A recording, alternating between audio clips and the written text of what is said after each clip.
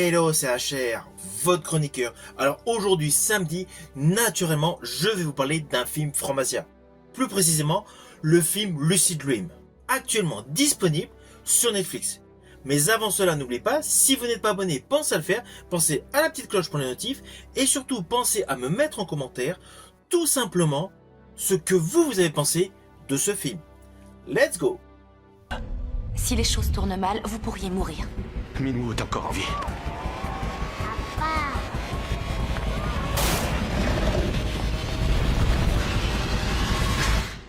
La mort ne me fait pas peur.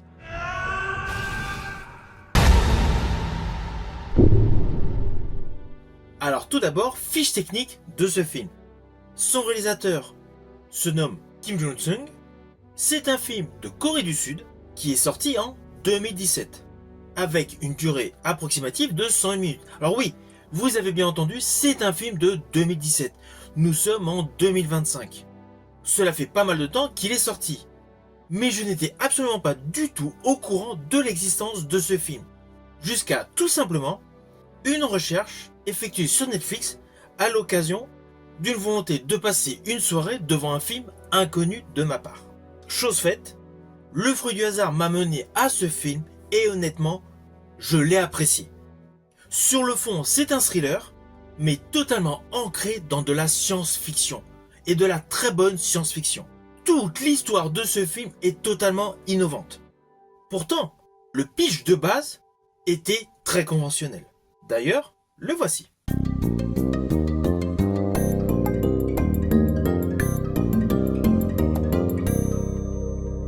Dans ce film, nous suivons le personnage Choi Dao-ho, un journaliste un peu surbooké par son travail, mais qui profite d'une belle journée ensoleillée pour emmener son petit garçon Minwoo au parc d'attractions. La balade se déroule très bien, jusqu'à un moment fatidique où celui-ci laisse quelques instants son fils pour aller chercher une collation. Il est touché par une fléchette et s'endort. Dans le même temps, son fils est enlevé.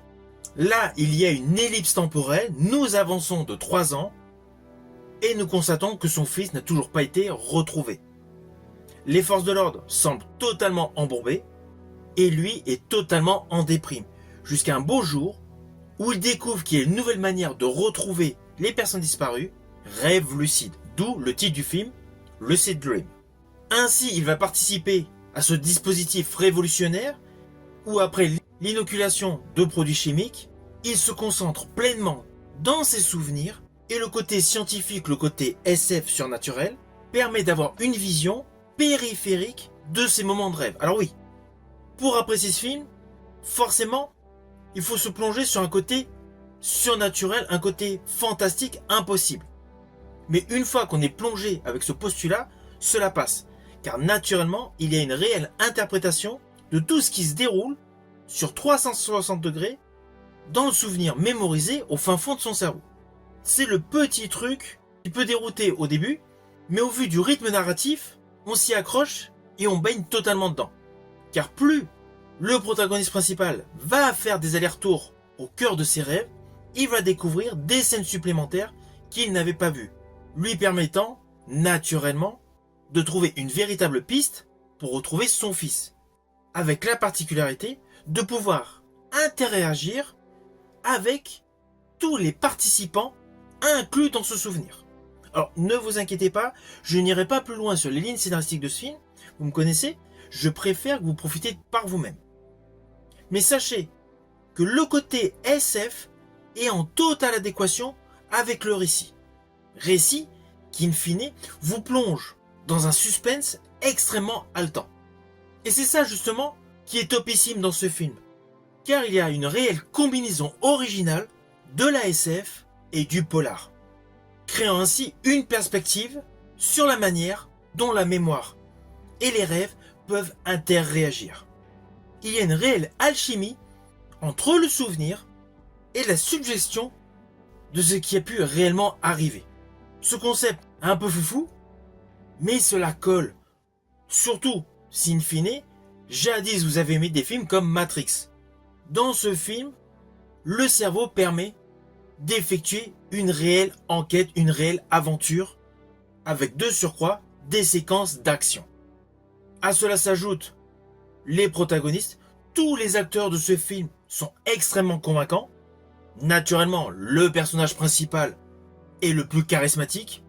Toute la séquence émotionnelle vis-à-vis de la disparition de son fils est pleinement interprétée. On y croit vraiment. Mais ce qui est le plus réussi selon moi, ce sont les plans visuels. La photographie, l'éclairage et tous les trucages sont parfaitement maîtrisés. Alors oui, il y a de l'assistance informatique. Je pense notamment à un moment précis où il y a deux personnages qui luttent avec l'effondrement d'un immeuble. Mais c'est bien fait, c'est d'extrême qualité. Tous les effets visuels de ce film sont bons, avec beaucoup d'idées innovatrices. C'est pour ça que je vous ai dit, sur le fond, le pitch de base était simpliste. Mais plus on avance dans l'enquête, qui est une enquête véritablement à tiroir, plus vous allez être capté par les lignes de dialogue très bien écrites. À cela s'ajoute naturellement pléthore de twists. Dans ce film, il y a pléthore de twists. Les pistes initiales pour retrouver le fils s'en retrouvent totalement chamboulées par certains détails. Et puis on retourne encore en arrière sur d'autres détails qu'on avait omis. C'est pour cela que ce film, en dehors des effets visuels de très bonne qualité, tout le scénario, tout le script est extrêmement édulcoré. Si les choses tournent mal, vous pourriez mourir. Minou est encore en vie.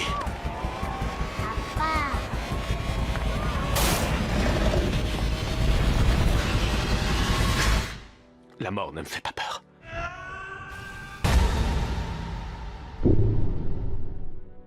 Alors au final, naturellement, c'est un film que je vous invite à découvrir. C'est un excellent thriller psychologique SF. Selon moi, ce film est une véritable expérience cinématographique. J'estime même que ce film est un film incontournable pour tous les aficionados de science-fiction. N'oubliez surtout pas qu'il est toujours actuellement disponible sur Netflix. Si vous avez aimé ma vidéo, n'oubliez pas, petit pouce vers le haut, pensez au partage. Quant à moi, je vous dis à bientôt pour une prochaine vidéo.